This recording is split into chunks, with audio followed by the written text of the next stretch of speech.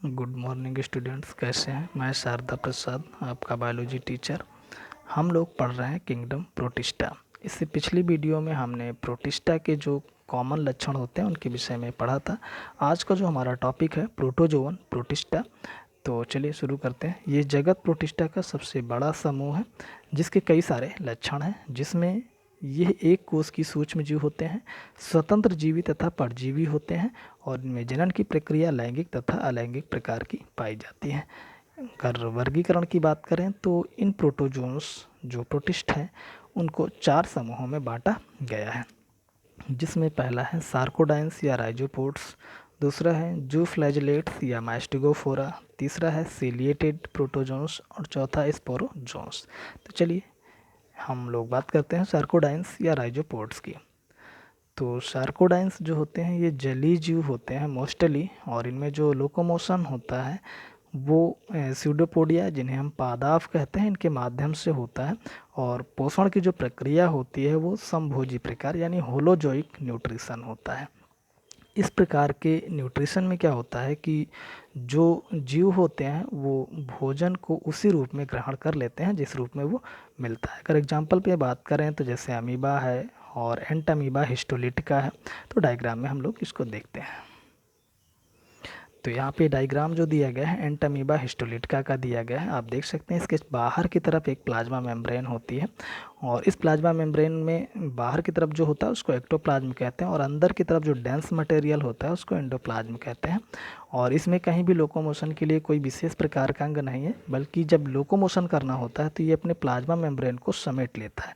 तो कुछ उभार लाइक संरचनाएं बन जाती हैं जिनको हम स्यूडोपोडिया कहते हैं, और इसी के माध्यम से ये लोकोमोशन करता है। अगला है जूफ्लैजिलेट्स या मास्टिगोफोरा।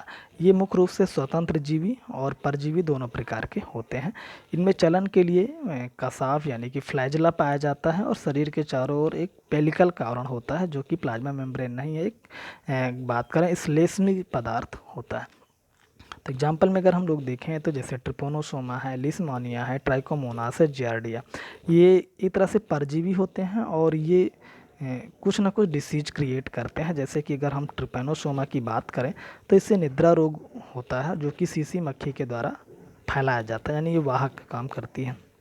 इसी तरह से लिस्मानिया जो है इससे काला जार रोग होता है और ये सैंड फ्लाई मक्खी के द्वारा फैलाया जाता है। इसी तरह से जो ट्राइकोमोनास है ल्यूकोरिया डिसीज है जो कि जननांगों का रोग होता है। इसी तरह से जियार्डिया जो है जियार्डेसिस डिसीज होता है। ठीक है, तो इसको भी हम लोग डायग्राम में देखते हैं कि इसमें लोकोमोशन के लिए क्या होते हैं। तो इस डायग्राम में कुछ जो फ्लैजिलेट्स हैं जिसमें ट्रिपैनोसोमा है, लिस्मानिया है, ठीक है, ट्राइकोमोनास है और जियार्डिया। तो अगर हम सब में बात करें तो किसी में एक, किसी में 2 फ्लैजला होते हैं जिससे ये एक स्थान से दूसरे स्थान पर लोकोमोशन करते हैं। अगला है सीलिएटेड प्रोटोजोन। ये जलीय जीव होते हैं और इनमें गमन जो होता है वो सीलिया के द्वारा होता है। सीलिया जो होते हैं वो हेयर लाइक स्ट्रक्चर होते हैं, और जो अगर हम बात करें जो जीव होते हैं उनमें ये लोकोमोशन में यानी गमन में मदद करते हैं और साथ ही भोजन को पकड़ने में भी मदद करते हैं। एग्जाम्पल में जैसे पैरामीशियम। अगर हम बात करें तो ये पैरामीशियम है। इसमें देख सकते हैं कि इसके जो प्लाज्मा मेम्ब्रेन होता है उस पर कुछ रोम जैसे संरचनाएं होती हैं। इन्हीं संरचनाओं को क्या कहते हैं, सीलिया कहते हैं, और ये लोकोमोशन में भी हेल्प करती हैं और साथ में भोजन को भी पकड़ने में मदद करती हैं। अगला है स्पोरोजोन्स। ये परजीवी जीव हैं और चलन के लिए इसमें कोई विशेष अंग नहीं होता। जैसे मोनोसिस्टिस है, मलेरिया परजीवी है, ग्रीगेरिना है। तो मलेरिया परजीवी जो होता है इससे मलेरिया डिसीज होता है, और इस डिसीज का वाहक जो होता है वो मादा एनाफिलीज मच्छर होती है। और ठीक है, और जो मादा एनाफिलीज मच्छर है ये किसी संक्रमित व्यक्ति जिसमें मलेरिया डिसीज है यानी कि जो मलेरिया परजीवी होता है पाया जाता है, उसका ब्लड जब सक करती है और किसी स्वस्थ व्यक्ति को सक करती है तो वहाँ से जो मलेरिया परजीवी होते हैं उस स्वस्थ व्यक्ति के ब्लड में भी ये ट्रांसमिट हो जाते हैं। तो इस तरह से मादा एनाफिलीज जो है वो प्लाज्मोडियम कह सकते हैं, उसके वाहक का काम करती है। ठीक है।